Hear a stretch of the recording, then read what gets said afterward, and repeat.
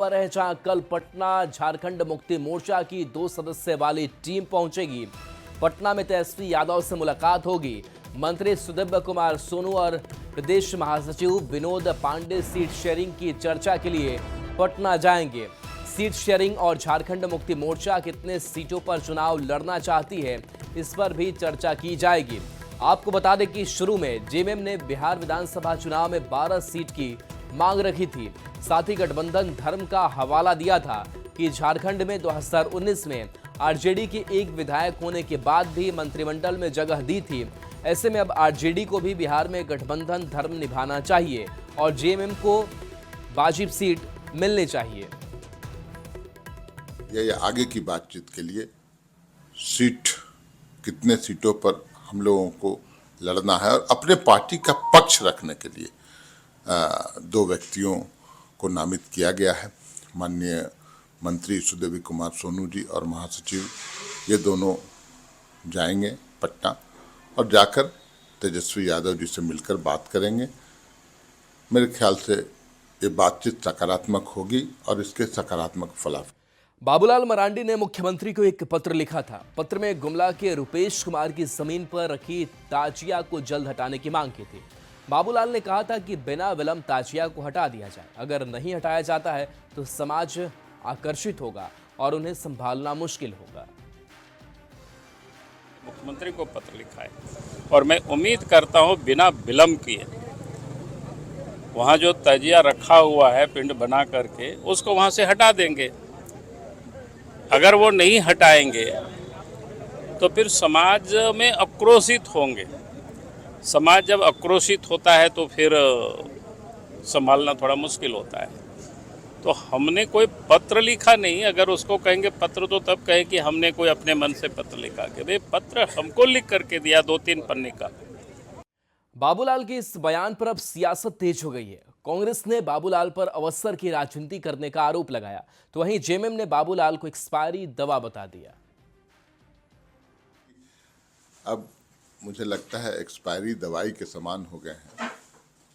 ऐसे ऐसे विषयों का जिक्र करते हैं, प्रतिपक्ष के नेता हैं आप, हल्की बातों को क्यों करते हैं?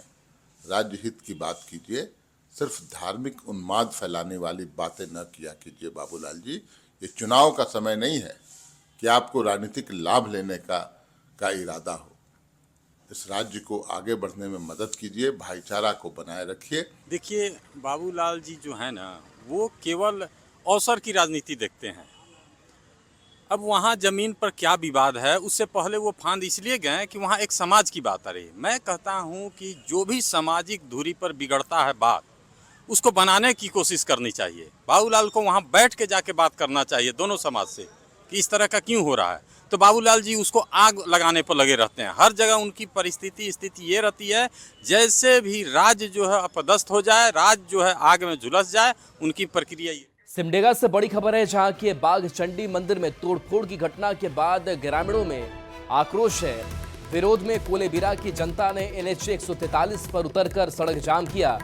बीजेपी ने भी आक्रोशित लोगों का समर्थन किया। बीजेपी प्रखंड अध्यक्ष अशोक बड़ाइक और विश्व हिंदू परिषद के प्रखंड अध्यक्ष धनंजय झा सहित कई लोगों ने मंदिर में तोड़फोड़ का विरोध किया है। सड़क जाम होने के बाद डीसी और एसपी के निर्देश पर बीडीओ ने मौके पर पहुंचकर लोगों को समझाया। वहीं पुलिस ने मामले से जुड़े आरोपी को गिरफ्तार किया है और व्यक्ति के मानसिक रूप से बीमार होने की बात कही है। साथ ही एसपी ने लोगों से अफवाहों पर ध्यान नहीं देने की अपील की और सौहार्द का माहौल बनाने की भी बात कही। ये कि माता रानी मंदिर का पट वहाँ का तोड़ दिया गया। वहाँ के मंदिर के बाजा जो भी थे, वहाँ का विद्युत उपकरण को छत विध्वस्त कर दिया गया, जिससे हिंदू समाज बहुत आघात है। हृदय से इन लोगों ने बार बार तीसरा बार का घटना है ये बाघ चंडी माता के ऊपर, तीसरा बार ये घटना घटा है। जैसा संज्ञान में आया है, वहाँ के पुजारी ने जैसे खोलने गए थे तो उनको पता चला कि वहाँ का गेट तोड़ दिया गया, बाजा तोड़ दिया गया, त्रिशूल फेंक दिया गया, वहाँ मंदिर को विछत कर दिया गया। जो घटना माँ बाघचंडी मंदिर में हुआ है, ये पूरे हमारे सनातन संस्कृति पर हमला है और सभी को इससे जागने की आवश्यकता है। आज तक जो हिंदू समाज का जो सौहार्द रहा है, कि सभी जगह शांतिपूर्ण जो भी कार्यक्रम होता है उसे संपन्न किया जाता है। आखिर इस तरह का घटना बार बार किसके इशारा पे किया जा रहा है? इस पर हम लोग पूरी तरह से नज़र रखे हुए हैं और जहाँ तक ये हमारा जो कोलीविरा हमेशा शांति के लिए जाना जाता है और सभी हमारे भाइयों से हमारी बातें हो रही हैं और जहाँ तक अभी थाना प्रभारी होने की बताए कि आरोपी और जो गुनहगार उस तक पहुँचा जा चुका है और तुरंत उनको लाया जा रहा है और आगे की कार्रवाई करेंगे। कल्ला टोली का ही एक मानसिक रूप से विक्षिप्त व्यक्ति है जिसका नाम है दिलेश सिंह। ये लगभग 1 महीने से बहुत विक्षिप्त है और घूम रहा है। पिछले 4 दिनों से तो खबर आ रही है कि सोया भी नहीं था, घूम रहा था। तो परिवार से भी पूछताछ की गई उसके, तो उसी की संलिप्तता पाई गई। उसके परिवार वाले उसको पकड़ के रात को ले आए थे और उसके बाद से रात को 2 बजे फिर घर से निकल गया था और उसने उस मंदिर में जाके उनकी तोड़फोड़ की है। खबर जमशेदपुर से है, जहां के मानगो थाना क्षेत्र में पोस्ट ऑफिस रोड में शनिवार को आग का कहर देखने को मिला, जहां एक छोटे से होटल में एक के बाद एक गैस सिलेंडर धमाका के बाद पूरे इलाके में अफरा तफरी का माहौल हो गया। गैस सिलेंडर के धमाके के बाद भीषण आग लग गई, जिससे होटल के साथ साथ 8 से 10 दुकान चपेट में आ गए। वहीं अपार्टमेंट के ऊपर 24 फ्लैट में धुआं फैलने लगा। समय रहते स्थानीय लोगों की मदद से 24 परिवारों को रेस्क्यू किया गया। भीषण आग से लगभग 60 से 70 लाख का नुकसान का अनुमान लगाया जा रहा है। वहीं आग की चपेट में आने से 2 लोग गंभीर रूप से घायल हो गए थे। स्थिति का जायजा लिया संवाददाता आशीष तिवारी। जमशेदपुर के मानगो थाना क्षेत्र स्थित एक आग का कहर देखने को मिला, जहां कल देर शाम जो है इसी बिल्डिंग में आप देख सकते हैं कि ये आवास प्लाजा अपार्टमेंट है, जिसके नीचे तल्ले में जो है वो एक छोटा सा होटल सिंघाड़ा और स्वीट का दुकान था। उसी में गैस सिलेंडर जो है एक के बाद एक ब्लास्ट हुआ और उसके बाद इतनी बड़ी भयावह धमाका हुआ जिससे पूरी तरह से उस होटल के साथ साथ जो 8 से 9 दुकान अंदर में थी वो पूरी तरह से चपेट में आ गई। और आप देख सकते हैं कि पूरी तरह से दुकानों का जो 8 से 10 दुकान है वो के सामान जो है जलकर पूरी तरह से राख हो चुके हैं। हालांकि 50 से 60 लाख का अनुमान लगाया जा रहा है कि नुकसान हुआ है, मगर अभी तक इसको पूरी तरह से जांच के बाद ही पता चलेगा। मगर इससे भी बड़ा नुकसान आप समझ सकते हैं, क्योंकि जब ये आग लगी तो पूरी तरह से अफरा तफरी का एक होटल में गैस सिलेंडर फटने से जो है इसमें 7 से 8 जो दुकान था वो आग की चपेट में आ गया। बहुत बड़ी घटना है। 2 गैस सिलेंडर ब्लास्ट किया और धमाका इतना जोरदार था कि मतलब जैसे बिल्डिंग कांप गया इस तरह से। और इसके बाद जो आग फैला है पूरे कॉम्प्लेक्स में लगभग फैल गया। आगे की जितनी दुकानें हैं सभी लगभग जल गई हैं, कुछ ना कुछ सभी को डैमेज हुआ। मगर इस घटना में जो उस होटल में 2 कर्मचारी थे, एक लड़की और एक युवक, वो काफ़ी गंभीर रूप से आग से झुलस गए, जिसका इलाज जो है एमजीएम अस्पताल में चल रहा है। मगर सबसे बड़ा सवाल ये उठता है कि अपार्टमेंट में इस तरह का व्यापार जो होटल या छोटे मोटे जो होटल चलाए जाते हैं वो कहीं ना कहीं सवाल खड़ा होता है। मगर अब देखना ये है कि इस घटना के बाद जिला प्रशासन क्या कुछ कदम उठाती है, जो इस तरह के अपार्टमेंट के नीचे जो है व्यापार चल रहा है उस पर क्या कुछ कार्रवाई होती है कि या बड़ी घटनाओं को इसी तरह जो है वो जिला प्रशासन आंख बंद किए रहेगी और इस तरह की घटना को दावत दिया जाएगा। अब आने वाला समय ही बताएगा कि जिला प्रशासन इस घटना के बाद क्या कुछ कदम उठाती है। न्यूज़ 18 के लिए जमशेदपुर से आशीष कुमार तिवारी। गिरिडीह से बड़ी खबर है, जहां बगोदर थाना क्षेत्र में हाथियों का उत्पात लगातार जारी है। हाथियों ने घाघरा पंचायत के कई गांवों में जमकर उत्पात मचाया और लोगों के घरों को ध्वस्त करते हुए घर में रखे अनाज को भी सफाचट कर दिया। साथ ही खेत में लहलहा रहे धान के फसलों को भी रौंद डाला है। घटना की सूचना मिलने पर मुखिया ने मौके पर पहुंचकर स्थिति का जायजा लिया और वन विभाग से हाथियों के उत्पात पर लगाम लगाने और उचित मुआवजा देने की मांग की। जानकारी के मुताबिक 20 की संख्या में हाथी का झुंड गांव में पहुंचा है और पिछले 1 सप्ताह से लगातार ग्रामीणों को नुकसान पहुंचा रहा है। यही मांग करूंगा कि ये लोग हरिजन हैं, एससी हैं और इन लोग के पास बहुत गरीबी है। देखिए झुग्गी झोपड़ी बना करके रह रहे हैं और एक इंदिरा आवास भी दिया गया था, उनको भी तोड़ दिया गया है और उसको भी तोड़ दिया गया है। हम वन विभाग से यही मांग करते हैं कि इनकी मुआवजा राशि को तत्काल उपलब्ध कराया जाए ताकि गरीब लोग का घर बकाल बन करके अपना जीवन व्यतीत करे। और मैं यही मांग करूंगा कि यह वन विभाग के द्वारा से कि यहाँ जंगलों से घिरा हुआ है, चारों तरफ जंगल है और बीच में हमारे यहाँ कुछ भूया लोग यहाँ रह रहे हैं, लगभग 100-200 घरों की संख्या है। तो इस जगह जो है सोलर स्ट्रीट लाइट लगाया जाए ताकि रोशनी से यहाँ हाथियों को ना आ सके। इसके लिए सौर ऊर्जा द्वारा बोकारो से बड़ी खबर है, जहां 2 अक्टूबर से लापता महिला मुखिया को गोमिया पुलिस ने बरामद किया है। गोमिया पुलिस मुखिया को थाने ले गई। जानकारी के मुताबिक मुखिया पंचायत भवन में गांधी जयंती मनाकर अपने घर लौटी थी और फिर उसके बाद घर से निकली और वापस नहीं आई थी। पति ने थाने में लापता होने की शिकायत दर्ज की थी।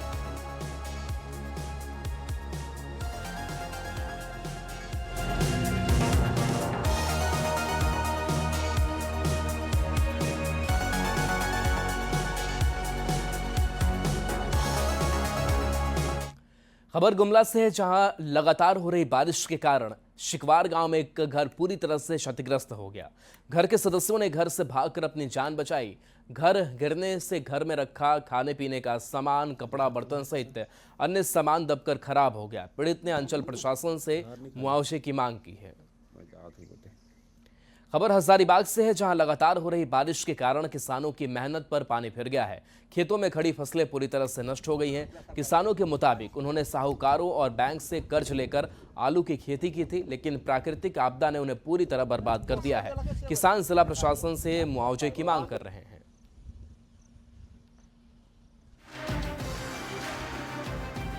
खबर गढ़वा से है, जहां के जंगीपुर गांव के 3 युवक धुरकी मोड़ के पास सड़क दुर्घटना में घायल हो गए। स्थानीय लोगों ने तत्परता दिखाते हुए तीनों को अनुमंडल अस्पताल पहुंचाया, जहां डॉक्टरों ने राजन उरांव की गंभीर स्थिति को देखते हुए सदर अस्पताल रेफर किया। लेकिन जब परिजन एम्बुलेंस से राजन को बाहर ले जाने लगे, तब रेलवे अंडरपास में भरे पानी ने रास्ता रोक लिया। पूरा अंडरपास तालाब में तब्दील था और एम्बुलेंस को आगे बढ़ना नामुमकिन। मजबूर होकर परिजनों और ग्रामीणों ने राजन को आम लोगों ने खुद टांग कर कीचड़ पानी से भरे रेलवे लाइन को पार कराया। इसके बाद दूसरी ओर खड़ी दूसरी एम्बुलेंस में उसे किसी तरह शिफ्ट किया गया। इस दिल दहला देने वाले दृश्य को देखकर मौके पर मौजूद लोग भी आक्रोशित हो उठे। प्रशासन क्या बोलेंगे, पदाधिकारी सब अधिकारी मौका है।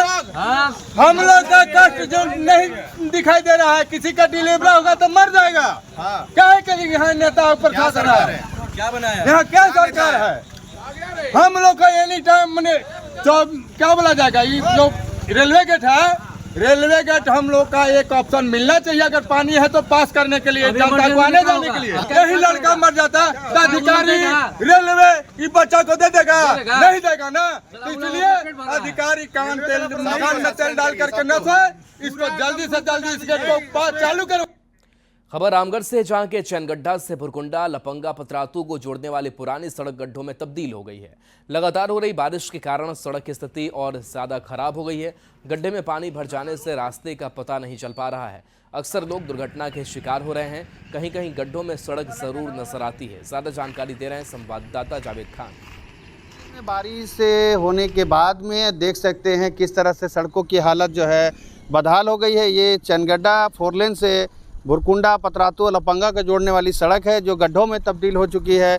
देख सकते हैं जगह जगह गड्ढों में पानी भर गया है और ऐसी स्थिति 2 दशक से इस सड़क की बनी हुई है। ये पुरानी सड़क है जो रामगढ़ चैनगड्ढा से लपंगा भुरकुंडा पतरातू को जोड़ती है, लेकिन ये सड़क जो है 2 दशक से ऐसे ही है, गड्ढों में तब्दील है। कहीं कहीं गड्ढों में सड़क दिख रही है जरूर। देख सकते हैं कैमरे के माध्यम से एक व्यक्ति हैं, उनका नाम क्या नाम आपका? नाम एसपी यादव है सर। क्या दिक्कत हो रही है? बहुत ज़्यादा दिक्कत हो रहा है, बराबर एक्सीडेंट हो जा रहा है। इतना रोड खराब है जो मेला में भी टेम्पू उलट गया, कितना का गोर हाथ टूट गया है। चलने में बराबर निमन गाड़ी पंक्चर हो जाता है। इतना रोड खराब है, इतना माने रोड है, बहुत ज़्यादा बहुत कठिन है। चलना मुश्किल की मुश्किल कहने इस रोड में नहीं आते हैं? नहीं, रोड खराब के कारण नहीं आ सकते। एम्बुलेंस वगैरह कुछ नहीं आता, रोडे नहीं सही है तो कैसे आ सकता है।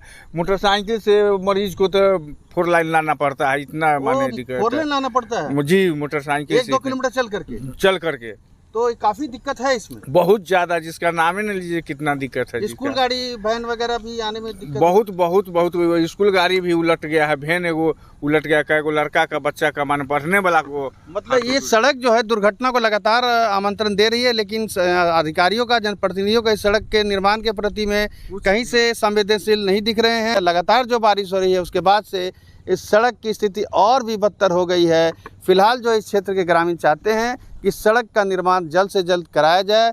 फिलहाल जो है इसी सड़क पर इस क्षेत्र के ग्रामीण चलने को मजबूर हो रहे हैं। जावेद खान, न्यूज़ 18 रामगढ़।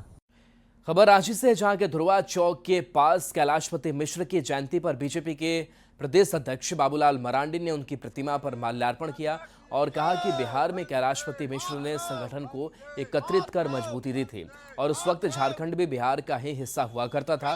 कैलाशपति मिश्र ने झारखंड में भी कई दौरे किए, उनसे कई कुछ बातें सीखने को मिलती हैं।